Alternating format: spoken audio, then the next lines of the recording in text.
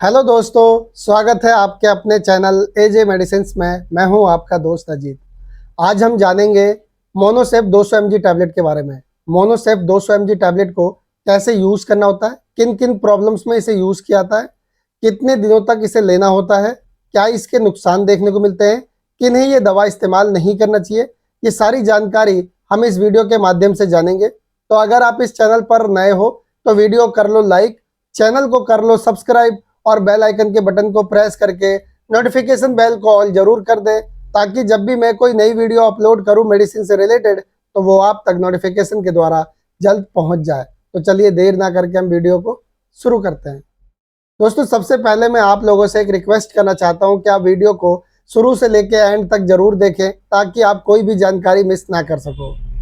Monocef 200 mg tablet एक antibiotic medicine है। यह एक स्ट्रिप की पैकिंग में आता है, जैसा कि आप स्क्रीन पर देख पा रहे होंगे। इस एक स्ट्रिप में 10 टैबलेट होती हैं और इस 10 टैबलेट का जो प्राइस है वो है 200 रुपये, यानी 200 रुपीज़ ओनली। कंपनी इसे बनाती है अरिस्टो फार्मास्यूटिकल्स और कॉम्पोजिशन इसके अंदर होता है, इसमें होता है सिफोडॉक्सिम 200 mg। और ये जो दवा है आपको छोटे से छोटे मेडिकल स्टोर पे भी बहुत ही आसानी से मिल जाएगा। अब हम जानते हैं कि इसे किन किन प्रॉब्लम्स में यूज़ किया जाता है।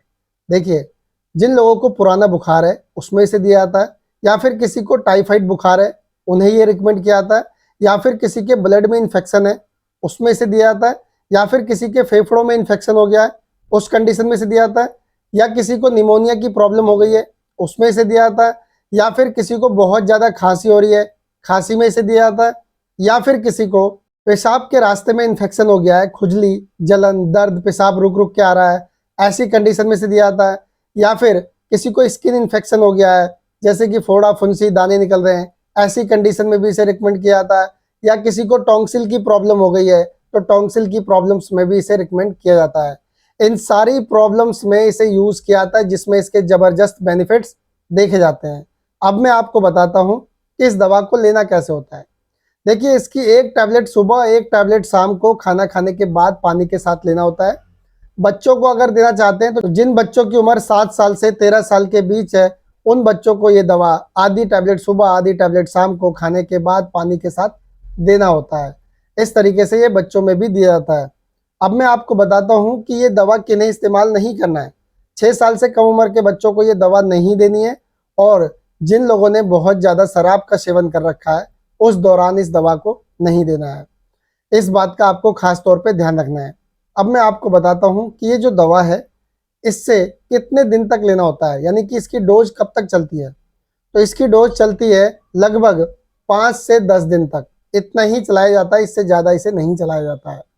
अब हम जानते हैं इससे क्या नुकसान देखने को मिल सकते हैं, यानी कि इसके साइड इफेक्ट।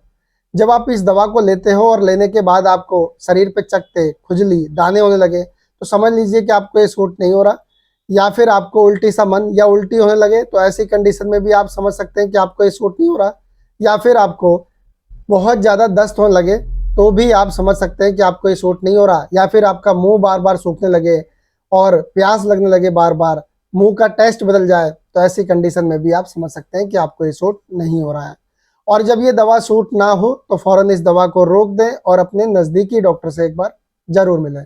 कोई भी दवा यूज़ करने से पहले एक बार डॉक्टर की सलाह जरूर लें। आई होप कि आपको ये वीडियो पसंद आई होगी। तो आज के लिए इतना ही। कल फिर मिलूंगा एक नई वीडियो में एक नई जानकारी के साथ। तब तक के लिए मुझे इजाज़त दीजिए। नमस्कार।